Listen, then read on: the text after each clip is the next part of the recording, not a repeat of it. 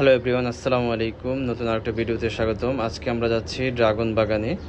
Dragon বাগানটি কাপাসিয়াতে অবস্থিত। রাস্তা থেকে ড্রাগন বাগানটি একটু উপরে, আমাদের গ্রামের ভাষায় যাকে ট্যাগ বলে থাকে। এটা ঢোকার পরে আমরা এখানে একটি মালটা গাছ দেখতে পেলাম, যেতে মালটা ধরে রয়েছে। আর এখানে বাগানে প্রচুর পরিমাণে ড্রাগনের ফুল রয়েছে। এখানে অনেক ফল ছিল, আমরা যাওয়ার একটু আগে ফলগুলো বাগান থেকে তুলে ফেলা হয়েছে আমাদের জন্য, এবং এখানে কীটনাশক দেওয়া হবে, তাই ফলগুলো আমরা যাওয়ার আগেই তুলে ফেলা হয়েছে। তো এইখানে অনেক ফল এখন পর্যন্ত মানে ছোট অবস্থায় আছে, বড় হবে। এই বাগানের মালিক মাঝারুল ভাইও খুব খুশি আমাদেরকে পেয়ে, তার বাগানটি ঘুরিয়ে ঘুরিয়ে দেখাচ্ছেন।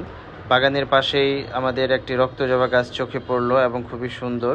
বাগানটি খুবই পরিচ্ছন্ন এবং গোছানো, যার কারণে এটার মধ্যে প্রচুর ফল এবং ফুল রয়েছে এই বাগানে।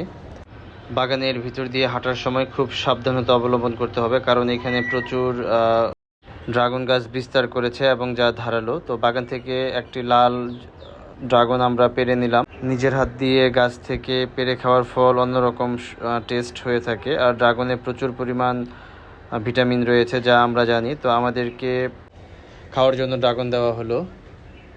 আমরা সবাই মিলে সেই ড্রাগন উপভোগ করছি।